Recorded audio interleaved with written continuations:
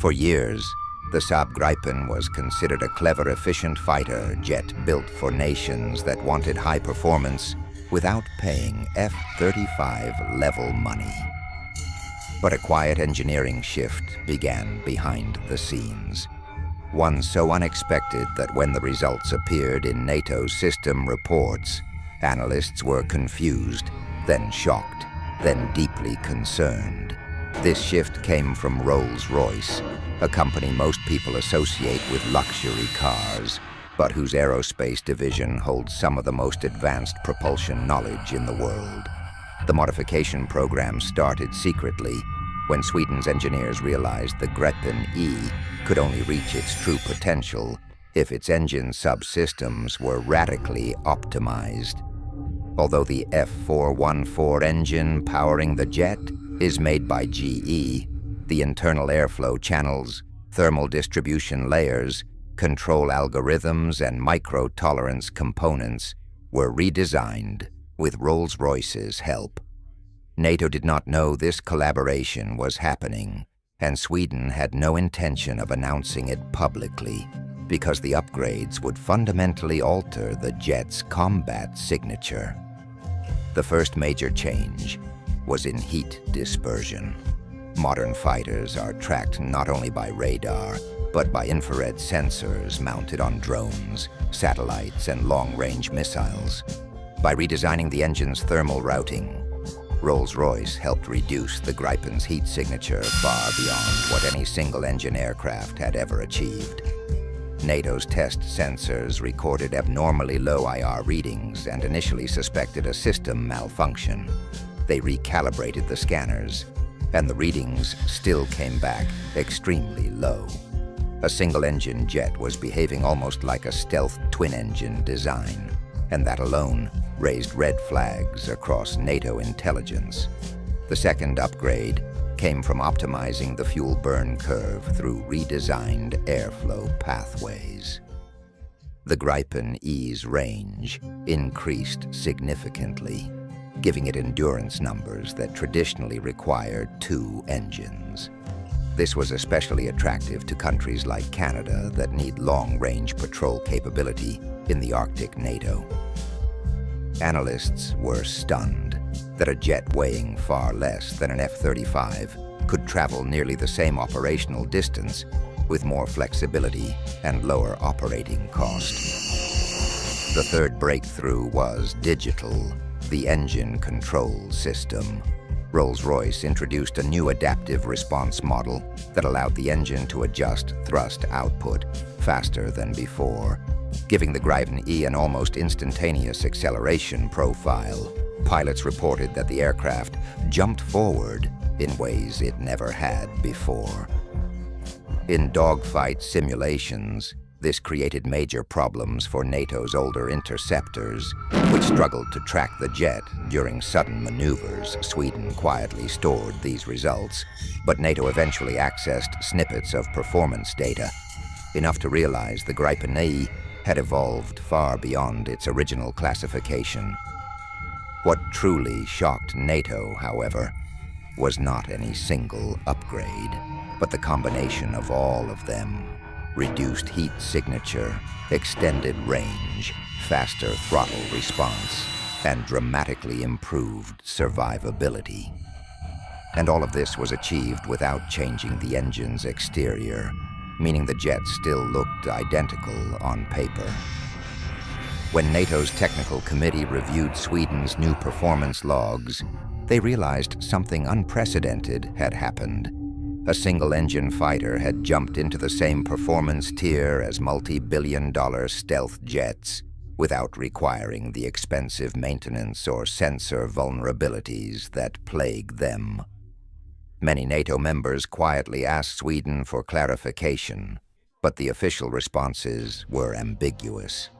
The truth, that Rolls-Royce had silently re-engineered the most sensitive parts of the jet, only leaked later through internal documents. By then, the Gripen E had already become a new kind of threat and opportunity, a low-cost fighter that suddenly rivaled the world's most expensive aircraft. NATO officials initially believed the improved Gripen performance logs were manipulated because the numbers simply didn't match what a single-engine fighter should be capable of. But when satellite tracking, IR scanners, and AWACS radar data all confirmed the same results, they realized something serious was happening behind the scenes. What they didn't yet know was that Rolls-Royce had quietly introduced a new airflow pressure modulation system inside the engine that allowed the Gripen to operate with exceptionally stable thrust at high altitudes. This meant the aircraft could climb faster, stay higher, and burn less fuel while doing so. A combination that normally requires heavy stealth platforms or advanced twin-engine designs. The system worked by redistributing micro-variations in air pressure using a set of internal vanes that reacted in milliseconds. These vanes weren't visible from outside the engine and didn't require Sweden to change any official specifications, yet they changed everything. Pilots reported that the Gripen now felt more balanced at extreme altitudes, giving it the ability to intercept targets that even some larger NATO fighters struggled to reach quickly. This alone triggered internal discussions inside NATO about whether their own intercept doctrine needed to be updated.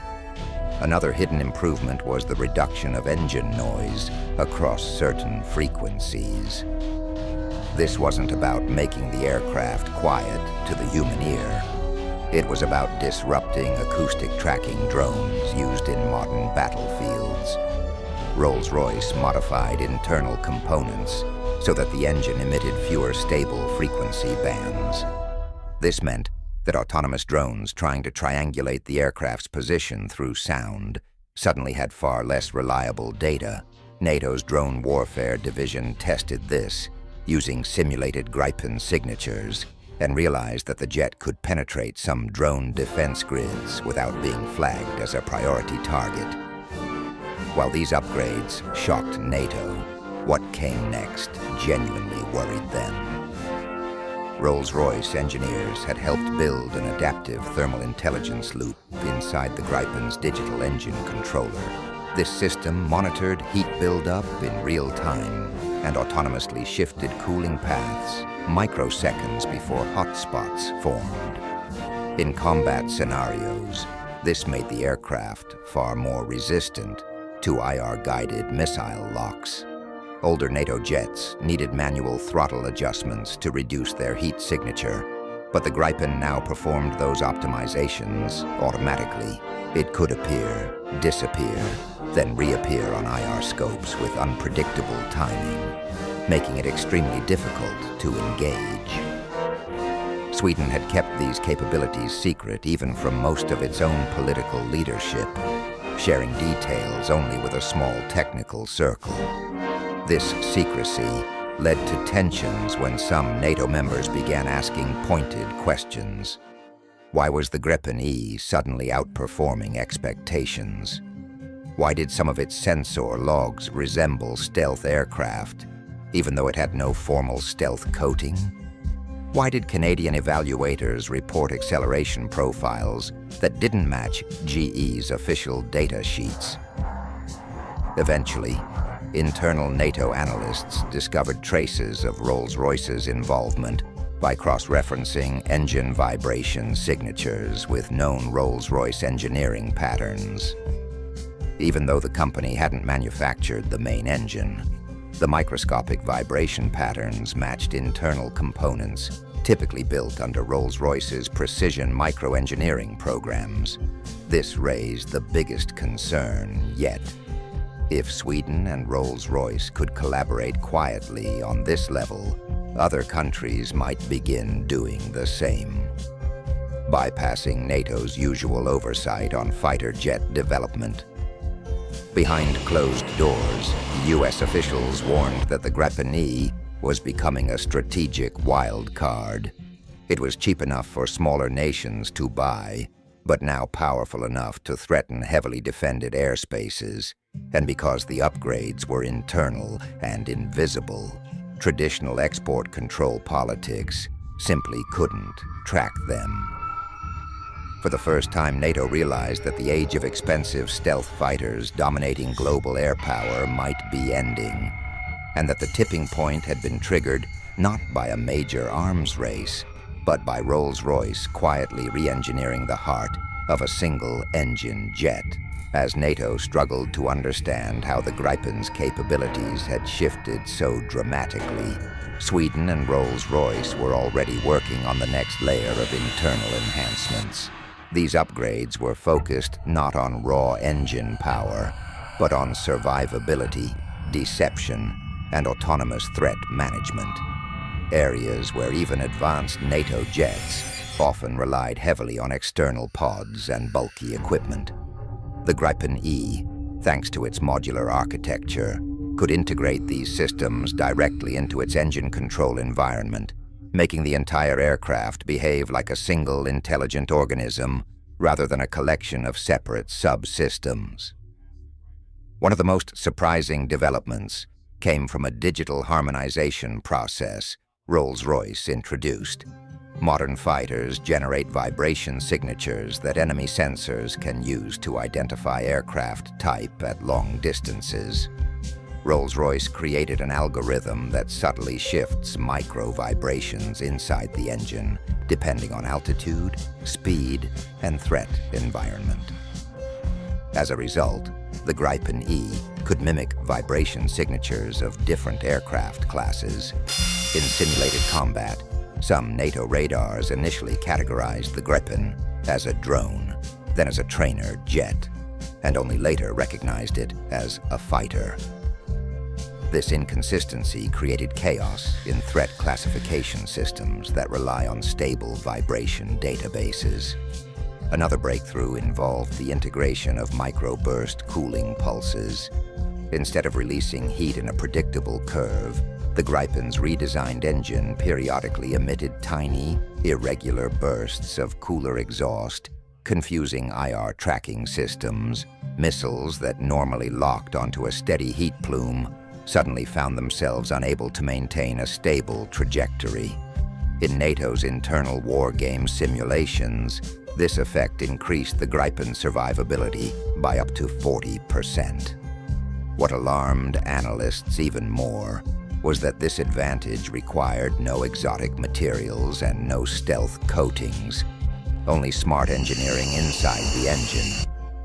As intelligence reports accumulated, a few NATO engineers began raising the question no one wanted to hear. If Rolls-Royce could do all this for a relatively small and affordable fighter like the Gripen, what would happen if other nations requested similar covert optimization programs? Countries with limited budgets could suddenly field aircraft with performance characteristics similar to top-tier NATO fighters. This possibility threatened not only the technological balance, but also the geopolitical leverage that came from expensive Western aircraft sales. Meanwhile, Sweden noticed a surprising shift in international interest. Countries that had previously dismissed the Gripen as too light or too simple now quietly asked about its upgraded variants. Several air forces requested demonstration flights, but were denied access to the most advanced internal configuration. Sweden recognized that the new Gripen was no longer just a fighter jet. It had become a strategic asset that could alter regional power balances. Even within NATO, some members began privately questioning whether Sweden's increasing technological independence might one day challenge alliance cohesion. The shock reached its peak when a secure NATO briefing revealed that the Gripen's new acceleration curve outperformed predictions from classified US simulators.